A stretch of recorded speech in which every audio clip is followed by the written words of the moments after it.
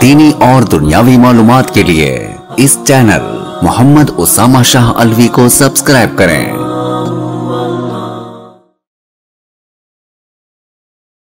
नहमदुहु व नुसल्ली व नुसल्लिमु अला रसूलिहिल करीम अम्मा बाद फ़अऊज़ु बिल्लाहि मिनश शैतानिर रजीम बिस्मिल्लाहिर रहमानिर रहीम वल फज्रि व लयालिन अश्र सदक़ल्लाहुल अज़ीम। अल्लाह रब्बुल इज़्ज़त ने हमको 12 इस्लामी महीने जो है ना वो इनायत किए हैं, और हर महीना हर दिन अपनी एक अलग फ़जीलत रखता है। कोई भी दिन स्याह कहना या किसी दिन को मनहूस कहना, ये शरअन और इस्लाम में इसकी कोई जो है ना वो दूर दूर तक भी इजाज़त नहीं है, बल्कि ये कहना कि आज का दिन जो है वो स्याह है या आज का दिन मनहूस है, तो ये गुनाह के अंदर जो है ना शामिल किया जाता है। उन्हीं महीनों के अंदर से बाज़ महीनों को अल्लाह ताला ने फिर ज़्यादा फ़जीलत बख्शी, जैसे कि रमज़ानुल मुबारक का महीना है कि उसको तमाम महीनों से ज़्यादा फ़जीलत वाला बनाया। फिर उसी महीने के अंदर एक ऐसी रात अल्लाह ताला ने बनाई जिसको लैलतुल क़द्र के नाम से पहचाना जाता है। उस रात को तमाम रातों से अफजल रखा, उसमें नेकियां करने का सवाब जो था, उसमें जो आमाल नेकियां के किए जाते थे उसका सवाब का दर्जा बढ़ा दिया। इसी तरह अल्लाह रब्बुल इज़्ज़त ने ज़ुल्हज के महीने का जो पहला अशरा है, पहले 10 दिन है, उनकी भी बहुत ज़्यादा फ़जीलत रखी। अभी जो मैंने आपके सामने कुरान पाक की एक आयत तिलावत की है, वल फज्र वलयालिन अश्र, ये वलयालिन अश्र अल्लाह ताला ने 10 रातों की कसम उठाई। उलमा इकराम का मुख्तलिफ़ अक़वाल हैं। बाज़ ने कहा कि वलयालिन अश्र से मुराद जो है वो रमज़ान मुबारक की आखिरी 10 रातें हैं।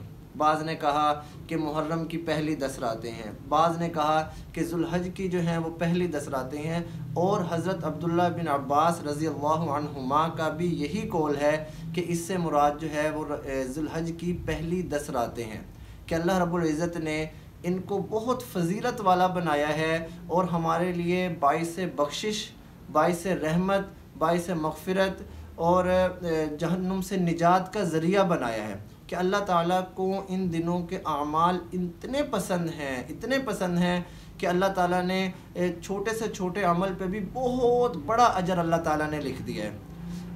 हदीस शरीफ के अल्फाज हैं, उस हदीस शरीफ के जो रावी हैं वो भी हज़रत अब्दुल्ला इब्न अब्बास रज़ियल्लाहु अन्हुमा हैं।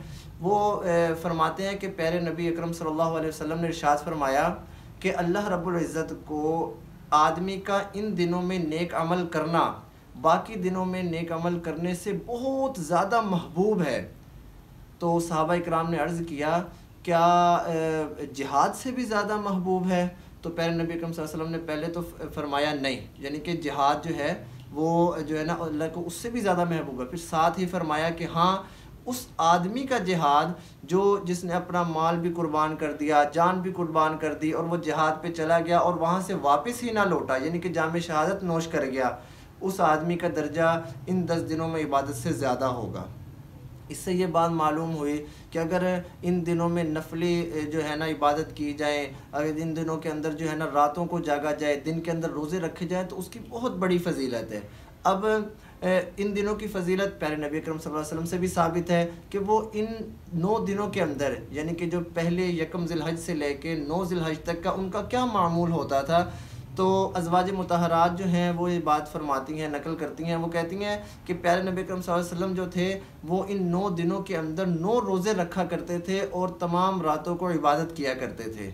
तो सहाबा इकराम ने जब पूछा कि इन रोज़ों की फ़जीलत क्या है, तो फरमाया गया कि एक रोज़ा 1 साल के रोज़े रखने के बराबर है। यानी कि आदमी ज़ुल्हज का एक रोज़ा रखे इन 10 दिनों का, तो इतने उसने रोज़े रख लिए कि वो 1 साल यानी कि लगातार रोज़े रख रहा है।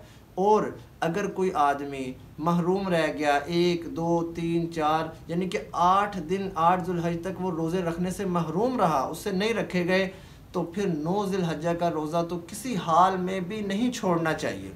उसकी फ़जीलत तो बहुत ज़्यादा है। वो अरफा का दिन होता है, हम यानी कि ईद से एक दिन पहले, जिस दिन जो है वो सऊदी अरब वगैरह में ईद होती है, उस दिन का जो हमारी उस दिन जो है वो 9 ज़िलहज होती है, वहाँ पे 10 ज़िलहज होती है। तो उस दिन के रोज़े के बारे में ये आया है कि वो बहुत ज़्यादा फ़जीलत वाला रोज़ा है। कितनी फ़जीलत है, हदीस शरीफ के अंदर आता है कि जो इंसान وہ روزہ رکھے گا اس کے 1 سال گزشتہ اور 1 سال آنے والا اس کے تمام صغیرہ گناہوں کو معاف کر دیا جائے گا۔ کتنی بڑی مطلب اللہ تعالیٰ کی نعمت ہے کہ صرف 1 روزہ رکھا، گزشتہ بھی سارے گناہ معاف ہو گئے، آنے والے جو بھی تک ہم نے کیے ہی نہیں ہیں، لیکن اللہ تعالیٰ کو تو معلوم ہے کہ انہوں نے کیا کیا گناہ کرنے ہیں۔ اللہ تعالیٰ کہتے ہیں میں نے جو آنے والے انہوں نے ابھی گناہ کرنے ہیں، میں ان تمام کے تمام گناہوں کو بھی معاف کر دوں گا۔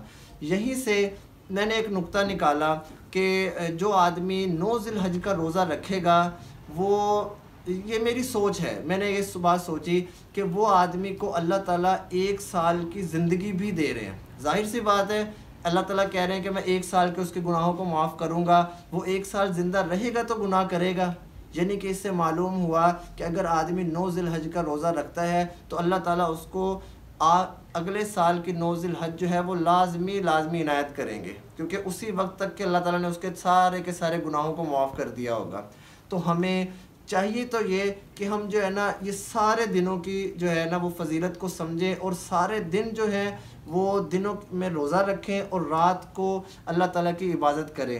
اگر کوئی آدمی رات کی عبادت نہیں کر سکتا، اس کے پاس ٹائم نہیں ہے، تو پھر اس کو کم از کم اتنا چاہیے کہ وہ تہجد کے وقت میں 2 نفل تہجد کے، 4 نفل تہجد کے ضرور ادا کرے۔ اللہ تعالیٰ نے اس کی بہت زیادہ فضیلت رکھی ہے، بہت زیادہ اس کی برکت رکھی ہے۔ یہ وہ اعمال تھے جو ان دنوں میں کرنے تھے۔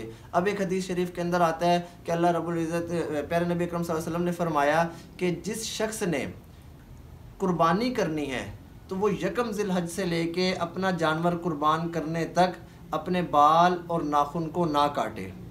یہ حکم جو ہے یہ مستحب ہے، یعنی مستحب کسے کہتے ہیں کہ اگر کوئی آدمی اس کو کرے گا تو اس کو ثواب ملے گا، لیکن اگر کوئی آدمی اس کو نہیں کرے گا اور چھوڑ دے گا تو اس کو گناہ نہیں ملے گا، لیکن کرنے پہ اجر زیادہ ملے گا۔ تو اس لیے اس کو بھی کرنا چاہیے۔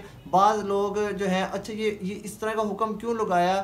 کیونکہ مشابہت دی گئی ہے حجاج اکرام کے ساتھ، کہ حجاج اکرام بھی ان 10 دنوں کے اندر جو ہے وہ نہ تو بال کاٹتے ہیں، نہ ہی جو ہے نا وہ ناخن وغیرہ کاٹتے ہیں۔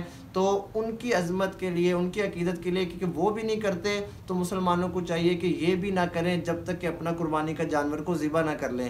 بعض لوگ جو ہے جب ہم یہ مسئلہ بیان کرتے ہیں وہ پھر سوال کرتے ہیں کہ کیا ان 10 دنوں کے اندر بیوی کے جو ہے قریب جا سکتے ہیں یا نہیں جا سکتے؟ تو اس کی ممانعت نہیں ہے، آپ بیوی کے قریب ضرور جا سکتے ہیں، لیکن بس جو ممانعت ہے اور مستحب کام ہے کہ آپ اپنے بال اور ناخن وہ نہ تراشیں، باقی جو ہے آپ جو ہے اپنی زوجہ کے ساتھ جو ہے وہ قربت اختیار کر سکتے ہیں۔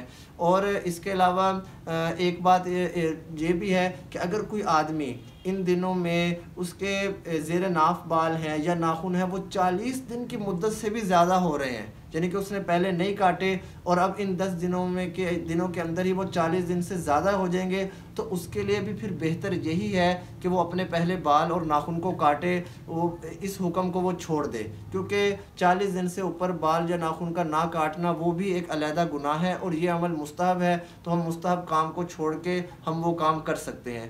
یہ ان 10 دنوں کی فضیلت تھی اور یہ ان 10 دنوں کی برکت تھی جو کہ اللہ تعالیٰ نے ہمیں عنایت کیا ہے، ہمیں ہماری زندگی کے اندر ایک موقع دیا ہے کہ ہم اس کا بھرپور فائدہ اٹھا سکتے ہیں۔ تو اللہ تعالیٰ سے دعا ہے کہ اللہ تعالیٰ ہمیں ان دنوں کی فضیلت کو سمجھ کر اس پر عمل کرنے کی توفیق عطا فرمائے اور ان دنوں کو ہمارے لیے بخشش کا ذریعہ بنائے، ہمارے لیے رحمت کا ذریعہ بنائے، ہمارے لیے جہنم سے نجات کا ذریعہ بنائے۔ وآخر الدعوانا ان الحمد للہ رب العالمین۔